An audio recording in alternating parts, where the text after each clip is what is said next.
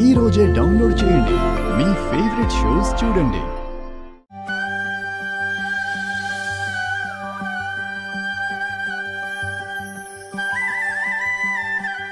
ఈ మాట నేను నీతో కూడా చెప్తున్నాను శరణ్య. పెద్ద మనసు చేసుకుని క్షమిస్తూ వచ్చావు. భరిస్తూ కదా వస్తున్నాను. దర్శన్ మారిపోయాడు కదా. నేనెలా నమ్మకంతో బతకాలి? నేను పక్కనుండగానే మరొక అమ్మాయిని ప్రేమిస్తూ తిరిగారు. పైగా నేను మంచిదాన్ని కాదు అంటూ నన్ను విడాకులివ్వమని టార్చర్ చేశారు. ఆ రోజు నాన్న మీద కూడా నా భర్త చేయి చేసుకున్నాడు కదా. ఈ మాట నా చెవిన పడినప్పుడు ఇక్కడ ఎలా ఉండాలి? నేను ఆయనతో కాపురం చెయ్యలేను.